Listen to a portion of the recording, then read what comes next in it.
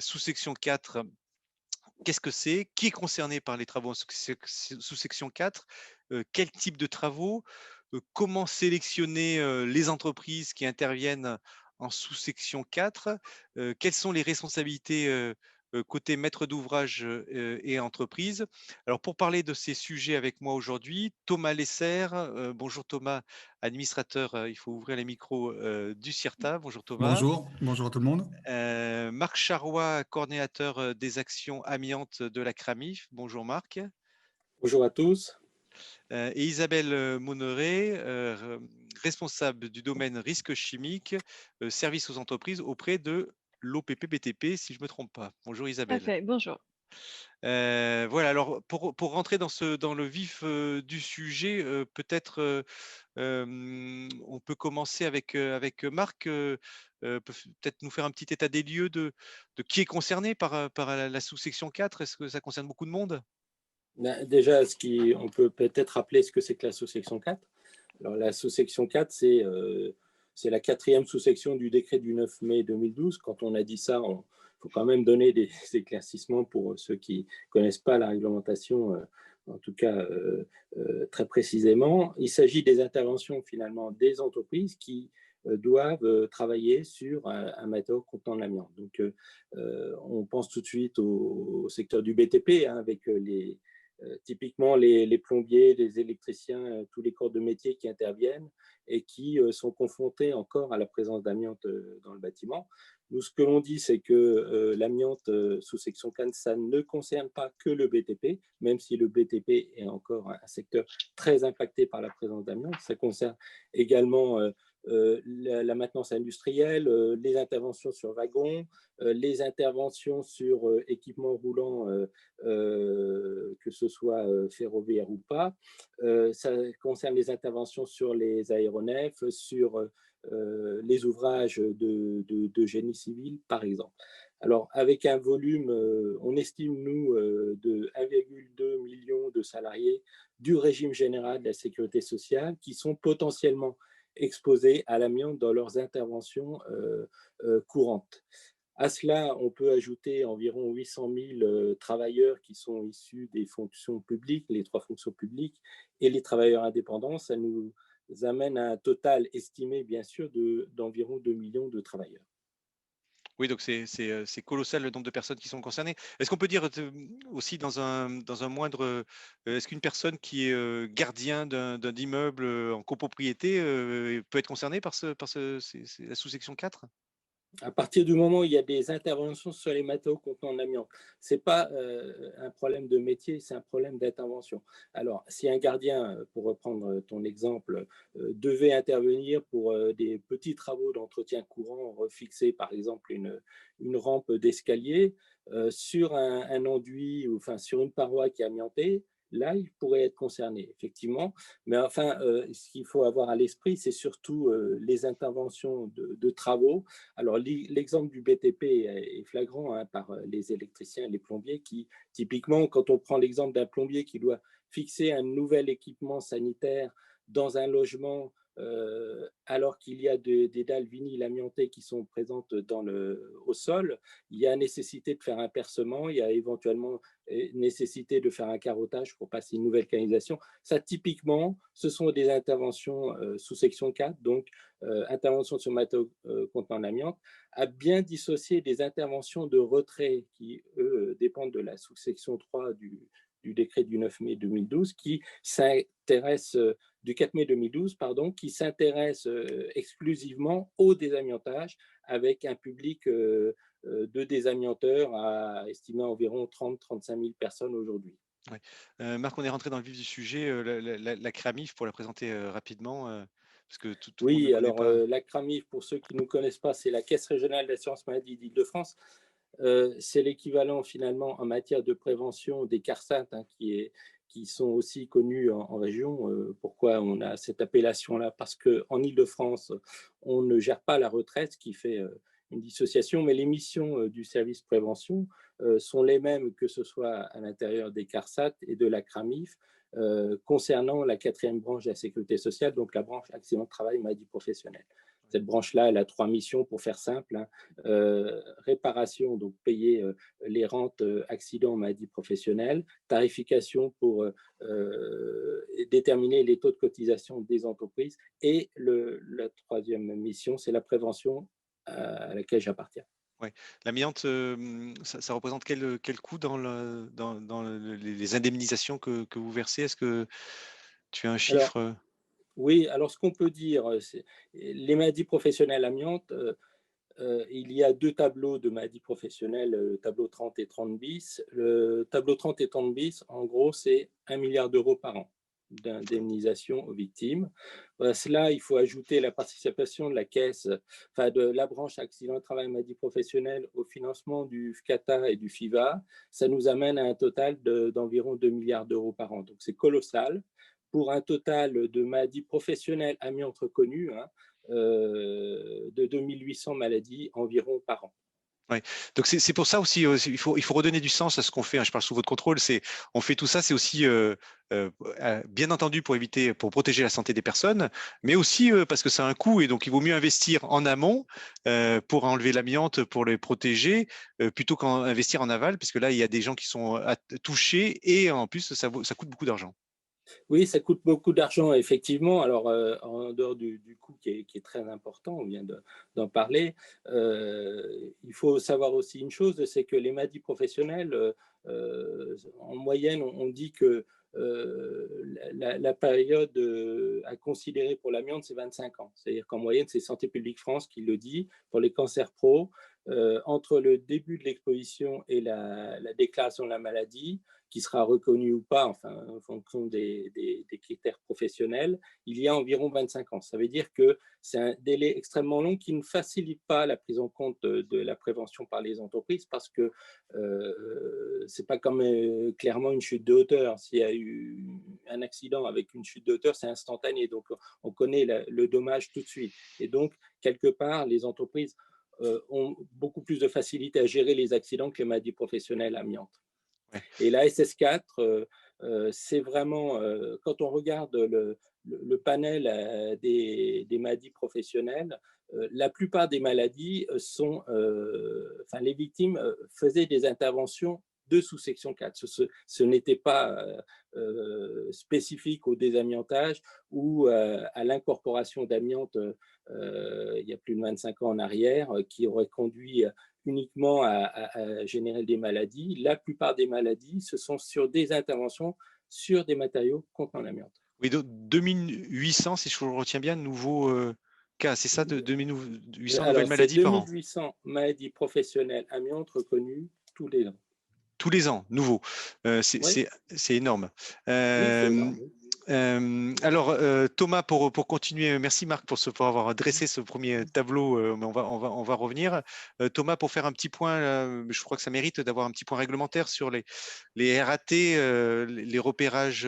Alors, RAAT ou Repérage RAT, amiante avant travaux. Oui. voilà, c'est les repérages amiante avant travaux et ces arrêtés, parce Ou qu'effectivement, RAAD avant démolition. Mais ah bon, oui, donc ça concerne moins la sous-section 4. Donc, effectivement, il y a plein de réglementations qui ont bougé et qui ont bougé là très récemment et qui mettent de nouvelles obligations pour les maîtres d'ouvrage et pour les entreprises, hein, également.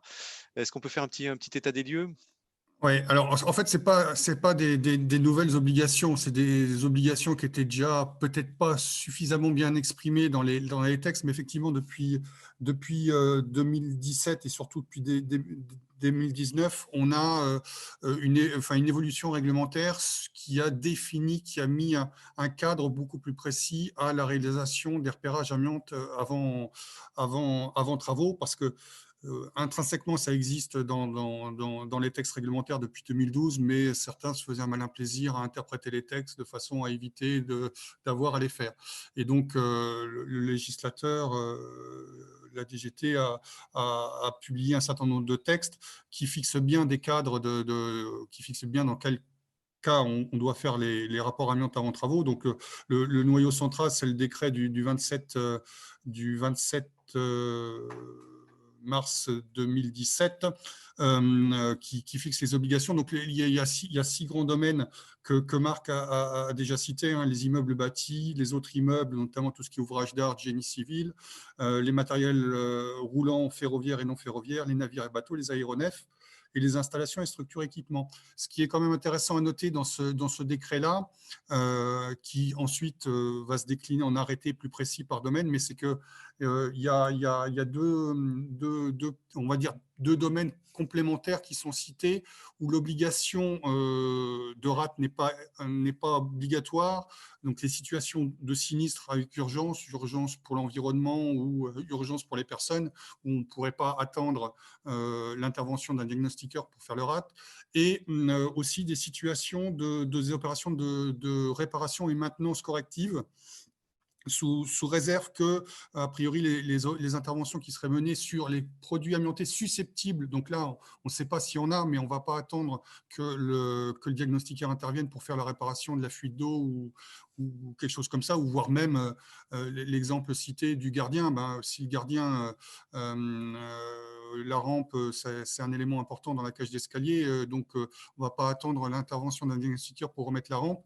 Mais si le donneur d'ordre a fait une évaluation des risques préalables et que le niveau d'empoussièrement attendu est niveau 1, il n'y a pas d'obligation formelle à faire un RAT dans ces circonstances-là.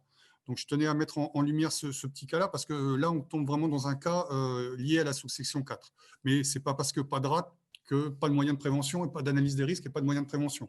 Simplement, voilà, il y a des moyens de prévention sur d'autres hypothèses que le donneur d'ordre doit anticiper. Il ne doit pas attendre que la rampe d'escalier se casse pour se poser la question comment je vais faire le jour où je devrais réparer.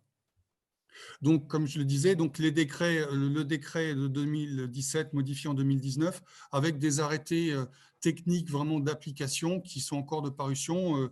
On en a la moitié qui sont parus pour les immeubles bâtis, les navires, le matériel ferroviaire. Il reste encore pour le génie civil à paraître. Et aussi, en parallèle de ça, tout ça, c'est lié des normes aussi qui viennent compléter l'arrêté technique sur les modalités de réalisation des RAT. Et en parallèle de ça, mais toujours dans le domaine du RAT, des arrêtés complémentaires qui ont été portés sur la compétence des diagnostiqueurs, une mise à jour en fait des arrêtés sur la compétence des diagnostiqueurs, ainsi qu'une mise à jour sur les compétences des laboratoires qui vont analyser les échantillons. Parce que avec les retours d'expérience de ces dernières années, la profession, le législateur s'est rendu compte qu'il y avait des subtilités, alors pas pour le tout venant bâtiment, mais pour le génie civil, les travaux publics et pour des cas particuliers. Et maintenant, il y a des accréditations plus fines qui sont en cours de mise en œuvre pour les laboratoires en fonction du type de matériau dans lequel on recherche l'amiante. Oui. Quand on regarde donc aujourd'hui, merci Thomas là, pour cet état des lieux, mais je ne voulais pas te couper. Peut-être tu avais d'autres choses, d'autres propos. Non. Vas-y. D'autres propos. On va y revenir sur les entreprises. Donc aujourd'hui, comme ça, on finit ce tour de table, ce premier tour de table avec Isabelle. Aujourd'hui, donc effectivement, pour reparler pour parler de l'OPPBTP, hein, peut-être présenter l'OPPBTP en une seconde. D'ailleurs, le CIRTA, tu as sauté aussi sans présenter le CIRTA, mais peut-être pour préciser le CIRTA. Oui, donc le CIRTA, juste rapidement, donc je suis secrétaire du CIRTA. Le CIRTA, c'est le syndicat du retrait et du traitement de l'amiante et autres polluants du bâtiment, donc le plomb notamment. Donc, à l'origine, le CIRTA a été fondé autour d'entreprises de retrait de produits amiantés. Ça reste le noyau central des membres. Mais depuis 2 ans, on a ouvert aussi le CIRTA à toute entreprise qui fait la sous-section 4 pour lui amener aussi l'expérience et les compétences internes du CIRTA pour répondre à des questions de mise en œuvre de mode opératoire, de métrologie liée au mode opératoire. Ah ben voilà, mais justement, c'est la transition qui est toute trouvée avec les modes opératoires. Effectivement, il y a une méthodologie que doivent appliquer Isabelle Bonneré pour l'OPPBTP, les entreprises. Et aujourd'hui, ces méthodologies, elles sont un peu mises en musique, elles ont été mises en partition, devrais-je dire. Peut-être pour présenter rapidement l'OPPBTP. Oui, donc l'OPP-BTP, donc c'est l'organisme professionnel de prévention du bâtiment et des travaux publics. On a pour mission donc d'accompagner les professionnels du bâtiment et des travaux publics pour améliorer leurs conditions de travail, pour justement prévenir les accidents du travail et les maladies à caractère professionnel. Donc on a une mission de conseil, de formation et d'information.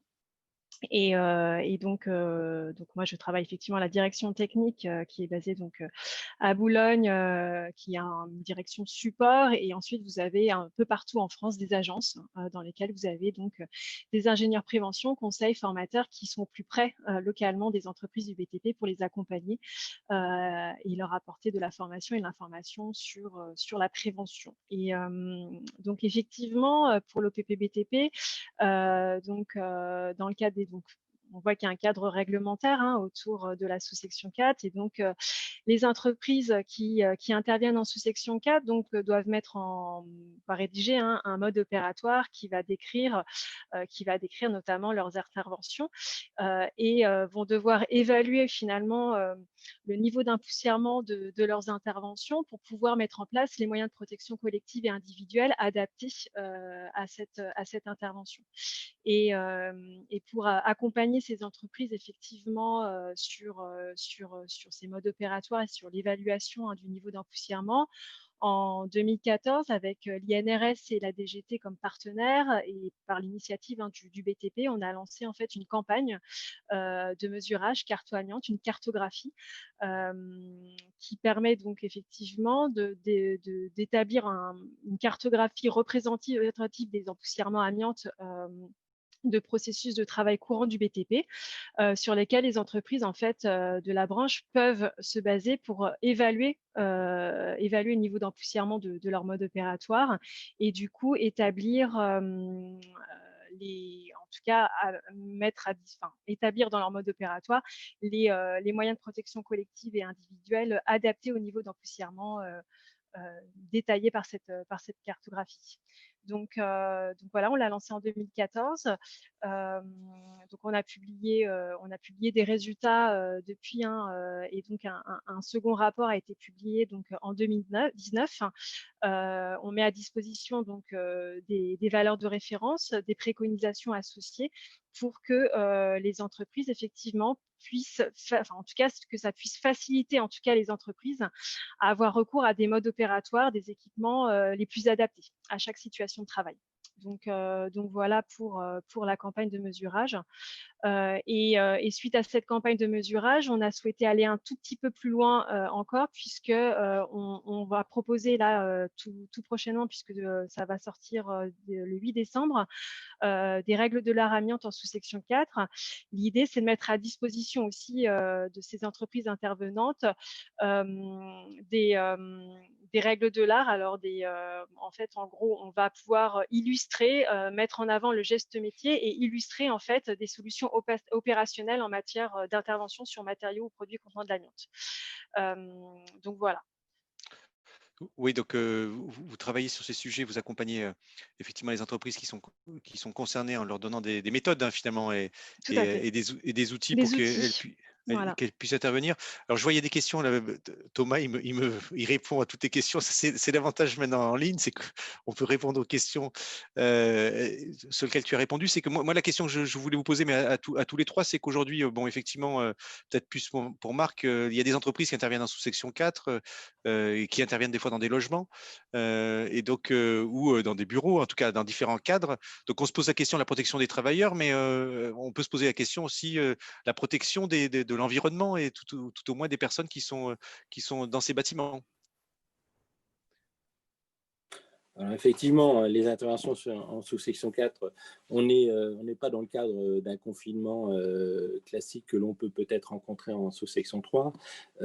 Donc il y a la réflexion des entreprises concernant leur mode opératoire et l'évaluation des niveaux d'empoussièrement liés à la mise en œuvre des processus doit forcément intégrer aussi une dimension protection de l'environnement. Ça c'est évident parce que derrière il y a ces interventions sous section 4, la plupart du temps, on est soit en site occupé, en intervention directe, et ce n'est pas forcément ce qui est recommandé, loin s'en faut, soit on est dans une réoccupation des locaux après l'intervention.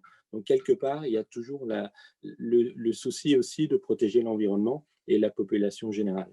Ouais. Est-ce que Thomas, on fait des prélèvements d'air dans le cas des sous-sections 4 après les travaux ou dans certains cas, c'est recommandé?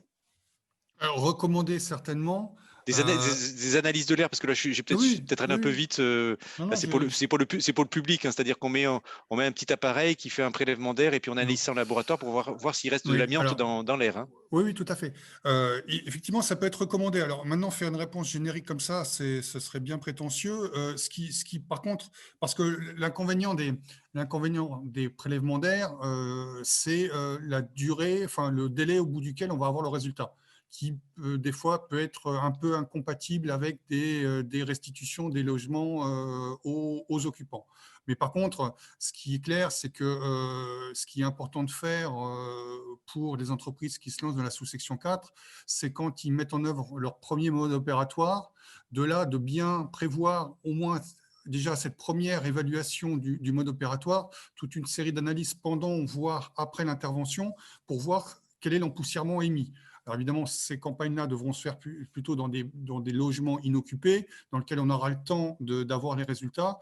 Mais pour pouvoir ensuite valider des interventions dans des logements, je vais dire, partiellement occupés, parce que même avec toutes les précautions, même avec des modes opératoires qui tendent vers des niveaux très bas d'empoussièrement, on ne peut pas envisager quand même faire des travaux dans le salon avec monsieur ou madame qui continue à regarder la télé, parce que déjà, du point de vue autre risque que l'amiante, quoi.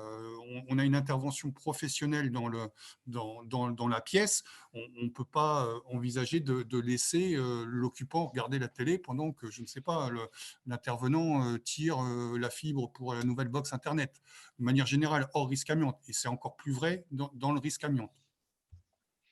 Oui, il y avait cette question d'une personne, là je tire le fil pour Marc Charrois, c'est est-ce qu'il y a des chiffres concernant la santé des occupants qui sont liés à des maladies liées à l'amiante? Parce qu'on pourrait imaginer qu'il y a deux effets collatéraux. C'est le premier, je suis dans un bâtiment qui a de l'amiante. Bon, alors là, on connaît, il y a des risques d'inhaler des fibres d'amiante. Et puis, deuxième cas, il y a effectivement des gens qui sont autour de travaux et donc qui sont soumis à un risque de fibres d'amiante. Est-ce qu'on a des chiffres là-dessus à votre connaissance? Bon, clairement, non, on n'a pas franchement de chiffres qui vont pouvoir finalement mettre en lumière l'exposition potentielle de la population suite aux interventions sous section 4.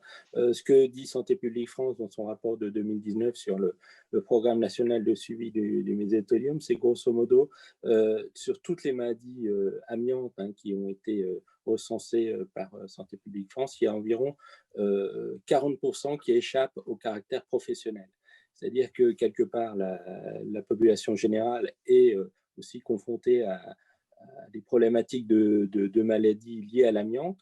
Ce n'est pas forcément dans un cadre professionnel, en tout cas Santé publique France dit ces chiffres-là, mais il faut avoir à l'esprit justement que je vous parlais de 25 ans tout à l'heure, c'est difficile finalement pour une victime de pouvoir identifier quelle est l'origine de sa maladie. Qui plus est, on est sur des maladies comme des atteintes pulmonaires graves qui peuvent être des cancers et qui peuvent avoir aussi d'autres origines. Donc, c'est vraiment difficile de pouvoir dire comme ça quel est l'impact de l'amiante sur la population. On sait qu'il y a des maladies, on sait que le caractère professionnel est prédominant, mais on sait aussi que ce n'est pas que le caractère professionnel qui va engendrer des maladies liées à l'amiante. Donc, difficile de compter vraiment les maladies et l'impact sanitaire précis. Ouais. Isabelle Monneret pour l'OPBTP. Donc aujourd'hui, les entreprises sont toutes finalement. Est-ce qu'il y avait une question qui était est-ce que toutes les entreprises du BTP sont concernées par la sous-section 4? Thomas y a répondu, mais peut-être on peut le repréciser pour tout le monde. Seulement celles qui sont, comme l'a été déjà expliqué tout à l'heure aussi par Marc, seulement celles qui sont susceptibles d'intervenir sur des produits ou matériaux contenant de l'amiante. C'est dans ce cadre-là qu'elles sont concernées par la sous-section 4. Ouais. Et donc aujourd'hui, les entreprises Mais c'est vrai où, en termes... que toute entreprise du BTP, c'est vrai que dès qu'il y a une intervention sur ces matériaux-là, elle peut être concernée. Oui. C'est sûr que toutes les entreprises qui font de la rénovation sont Ouais, potentiellement non, concernées. concernés, tout à fait. Moi, dans ma région, je connais des entreprises d'électricité qui ne disent « je ne ferai que du neuf ». Mmh. C'est un choix, je dirais, stratégique de l'entreprise. C'est sûr que si le chef d'entreprise décide, le plombier, l'électricien dit « moi, je ne ferai que du programme neuf », ben, il n'y a aucune raison qu'il forme son personnel au risque amiante, puisque ben, dans le neuf, forcément, il n'y a Mmh. aucun risque de rencontrer. Ouais. C'est un choix stratégique d'entreprise. Mais par contre, c'est vrai que potentiellement, toutes les entreprises qui sont amenées à faire des travaux de rénovation, potentiellement, oui, à court ou moyen terme, Mmh. faudrait qu'elles y passent parce que je ne Je, vois pas comment Ça fait un éviter un mmh. jour de rencontrer un produit amianté. je mettrais peut-être une limite là, Thomas, mais je ne veux pas faire une digression. C'est que finalement, on sait que maintenant, il y a de l'amiante naturel aussi. D'ailleurs, on fait des recherches sur l'amiante naturel. Donc, on peut imaginer que même sur le neuf, on retrouve de l'amiante qui sont incorporés dans des matériaux. Mais bon, je ne veux pas vous amener sur ce sujet-là, peut-être. Non, enfin, oui, enfin, quand on dit l'amiante naturelle, pour bien préciser, ce qu'on appelle l'amiante naturelle, c'est-à-dire qu'on a dans certains matériaux du bâtiment des charges minérales de produits qui, à la base, ne sont pas de l'amiante, mais qui peuvent contenir des traces d'amiante. Alors, c'est très particulier. C'est voilà. Maintenant, aujourd'hui, réglementairement, on est susceptible de trouver de l'amiante dans tout immeuble bâti, enfin notamment, il n'y a pas que les immeubles bâtis, mais dans tout immeuble bâti dont le permis de construire est antérieur au 1er juillet 97. Donc Sur l'amiante naturelle, c'est un autre débat. Pour l'instant, il y a des recherches qui continuent à être faites sur voilà. Ça s'est calé. Alors Isabelle, pour les entreprises, alors aujourd'hui toutes les entreprises sont formées. Alors je vous amène sur un sujet qui est la formation des entreprises, les compétences des entreprises, parce que le maître d'ouvrage, il se dit voilà, bon ok, j'ai compris, j'ai compris. Donc maintenant il me faut une entreprise, je veux m'assurer qu'elle intervienne bien correctement en sous-section 4 et on comprend à deux titres. Hein. C'est déjà pour sa protection à elle, mais aussi pour la protection des occupants. Hein. Donc est-ce qu'aujourd'hui les entreprises Bah, elles doivent être sont au formées en niveau? sous-section 4 pour intervenir sur justement ces matériaux amiantés. Donc, un maître d'ouvrage qui veut faire faire intervenir une entreprise justement avec une intervention sur matériaux amiantés devra effectivement faire appel à une entreprise formée en sous-section 4. Oui, donc aujourd'hui, il y a des diplômes, hein, on peut trouver des Oui, alors voilà, il y a des formations. Je pense que Marc pourra en parler parce qu'il y a des organismes de formation qui bénéficient notamment d'habilitation avec tout un dispositif qui est mis en place. Donc, je pense que Marc pourra en parler. Mais effectivement, il y a des organismes de formation et je pense que dans le dans le grand circuit, il y a une intervention tout à l'heure justement sur les formations. Donc, Bon, je pense que ce sera oui, détaillé. on va pas déflorer le sujet, vous avez raison, avant l'heure. Mais donc, du coup, Marc, comment on fait pour connaître les entreprises qui maîtrisent bien le sujet? Ça peut être une question qu'on peut se poser quand même. Hein. Alors, si j'avais la réponse Oui, précise à votre question, ça rendrait bien service au il y a maître, beaucoup de monde. au donneur d'ordre, au maître d'ouvrage, et je pense qu'il l'aurait identifié avant de vous répondre. Non, clairement, c'est compliqué, autant pour la sous-section 3 où on ne se pose pas de questions, puisque de toute façon, il y a la certification qui est obligatoire. Mm. En sous-section 4, ce que l'on préconise pour un donneur d'ordre, c'est déjà qu'il ait identifié le risque amiante, c'est le préalable à toute évaluation, et que derrière, il commande des travaux aux entreprises qui disposent de modes opératoires. Donc, le mode opératoire, les modes opératoires, c'est des éléments à demander aux entreprises. Et puis, pour compléter cette demande-là, il faut demander les attestations de compétences des personnes en sous-section 4, qui sont, enfin, la formation est un préalable à l'élaboration de modes opératoires. Donc, quelque part, ces attestations de compétences doivent être disponibles également et communiquées aux donneurs. Donc, il y a les modes opératoires et les attestations de compétences, qui permettra d'avoir des entreprises déjà qui savent, qui connaissent le sujet et qui ont, disons, peut-être des modes opératoires maintenant en routine, on peut l'espérer. Ouais. Il y a une remarque d'un public, là, des fois les entreprises sont aussi perçues comme l'oiseau de mauvais augure parce que si on renverse un peu ce point de vue, les entreprises qui diraient voilà, ben, je prends en compte le risque amiante et qui va voir le maître d'ouvrage, c'est question de monsieur ou madame Garcia, qui peuvent se trouver évincés par certains clients dès lors qu'elles parlent amiante, là je reprends la question, et où demandent RAAT. Est-ce que Thomas, on retrouve ce cas de certains maîtres d'ouvrage qui, au contraire, Il y a des maîtres d'ouvrage, faut pas se leurrer, il y a des maîtres d'ouvrage qui mettent un peu encore la tête dans le sable en disant non, non, moi, l'amiante, je veux pas en entendre parler. Donc, ils ne remplissent pas leur première obligation de rate. Et puis, évidemment, à partir du moment où ils ne font pas de rate, de toute façon, tout le reste, enfin, tout le château de cartes s'effondre parce que la donnée d'entrée, c'est le rate. Alors qu'il ferait mieux de faire un rate, peut-être avec une bonne surprise, parce qu'il y a un certain nombre de bâtiments qui contiennent de l'amiante, mais on en trouve où, a priori, il n'y a pas d'amiante, hein, même des bâtiments construits en 97, parce que peut-être qu'il n'y en avait pas à l'origine, parce qu'il y a déjà eu des campagnes de rénovation relativement importantes qui ont eu lieu dans les années 80 et les années 90, qui fait qu'au final, on n'a plus d'amiante. Donc voilà, avec un risque important pour le donneur d'ordre s'il ne fait pas la rate, et tout ce qui en découle, notamment en cas de contrôle, s'il n'a pas rempli ses obligations. Et pour revenir pour le choix des entreprises, alors c'est sûr que c'est compliqué, donc évidemment, les éléments indiqués par Marc sont un prérequis, et puis si nécessaire, si l'opération est un peu plus complexe et tout, mais ça peut être d'ailleurs dès la phase d'établissement du RAT, de se faire accompagner par un maître d'œuvre compétent en amiante, hein, qui déjà aidera le maître d'ouvrage à établir le RAT sur le bon périmètre, et ensuite qui aura un œil un peu plus critique sur le mode opératoire, parce que là aussi, il y a des modes opératoires. Autant aujourd'hui, les plans de retrait, je ne dis pas qu'ils se ressemblent tous, mais ça commence avec l'expérience, ça commence, et l'encadrement, la certification et tout ça, ça commence à se ressembler un peu. Autant les modes opératoires, même si le contenu est bien marqué dans les textes, il y a encore un peu de tout et n'importe quoi. Donc, Oui.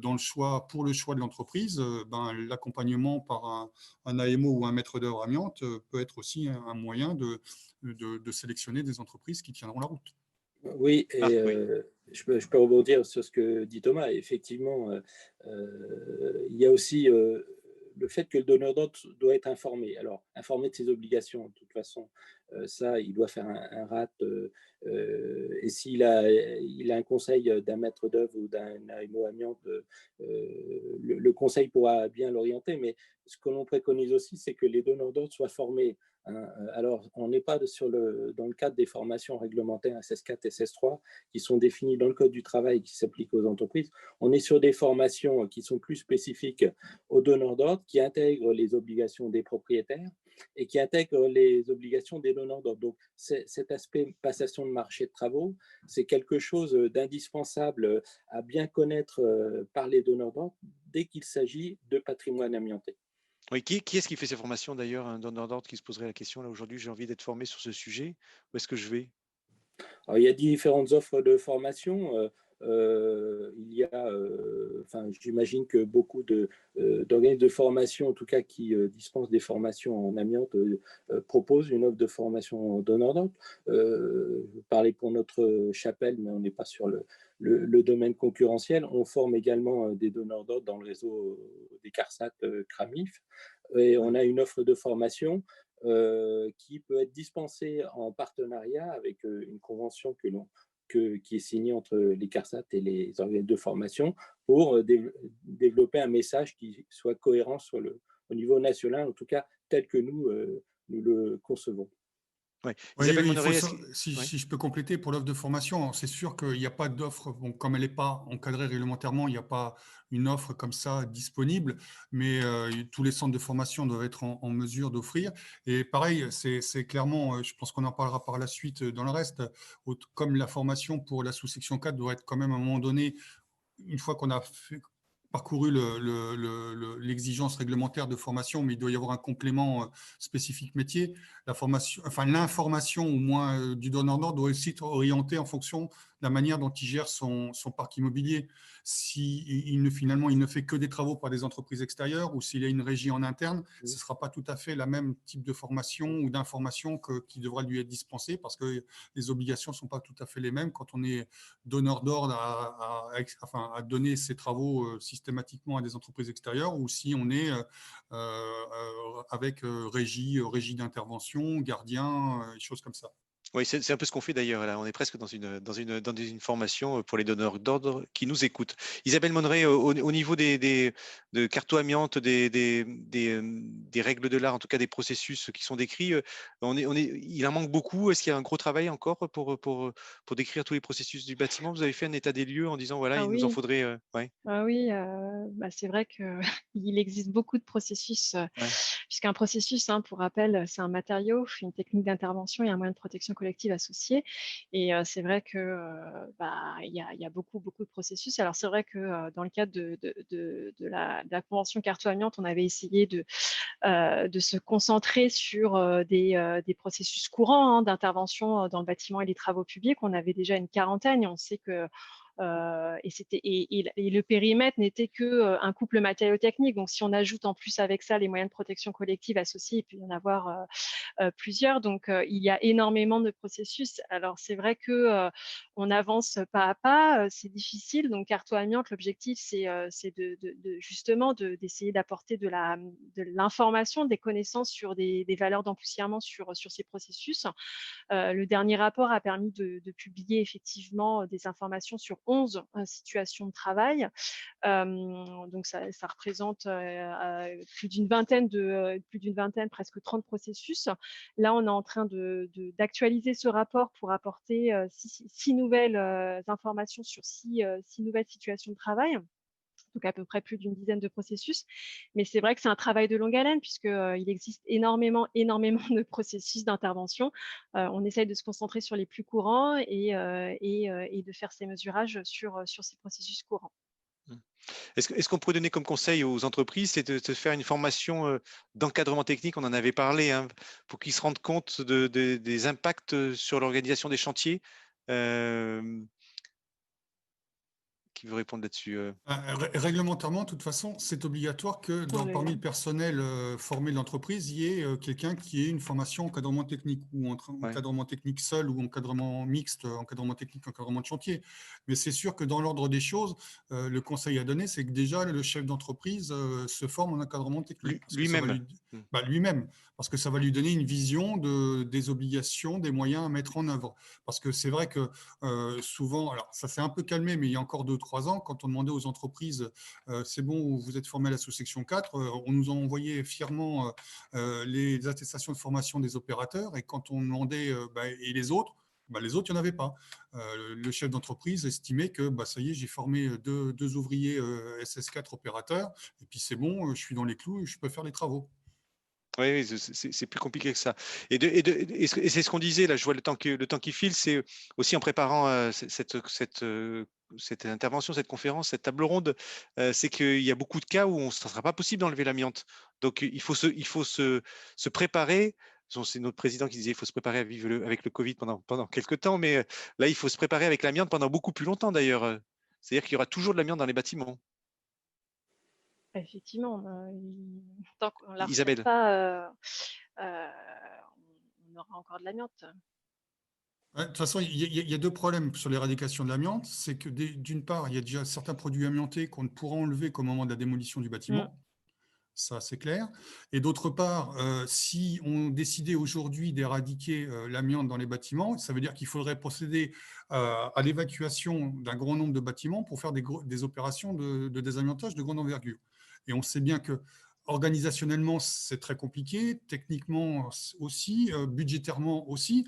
Donc là, on part sur une nouvelle phase de plan de rénovation énergétique, c'est très bien, mais je me doute bien pertinemment que pour autant, même si l'État met des budgets pour accélérer la rénovation énergétique, le budget ne sera pas suffisant si en même temps on veut envisager l'éradication complète de l'amiante dans les produits amiantés. Donc Ouais. pour encore un certain nombre d'années, les interventions sur produits amiantés, donc dits SS4, vont encore perdurer et perdureront encore pendant un grand nombre d'années. D'où l'intérêt pour les entreprises et toute la filière, d'ailleurs, les maîtres d'ouvrage, de bien prendre en compte ces éléments-là parce que ça va durer longtemps. Marc, vous vouliez dire quelque chose? Oui, de toute façon, on estime, allez, on avance 40 ans, c'est ce qu'on disait il y a 20 ans, on disait on en a pour 50 ans. Ben, maintenant, peut-être qu'on en a encore pour 40 ans, vous voyez.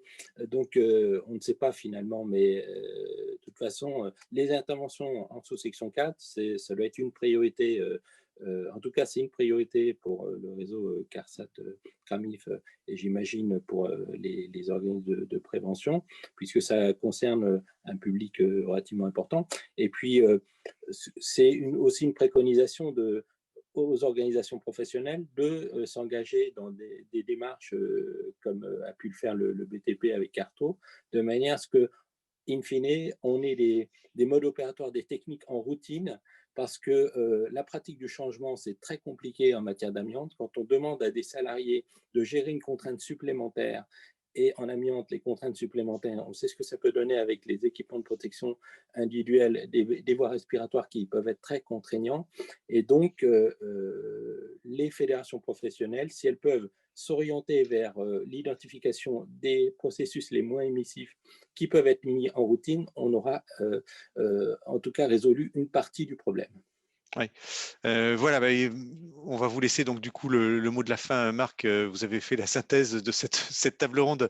Moi, je ne peux que vous remercier à tous les trois, Thomas Lesser pour le CIRTA, Marc Charrois pour la CRAMIF et Isabelle Moneret pour l'OPPBTP. Merci beaucoup. Encore une fois, c'était un grand plaisir de vous avoir avec nous.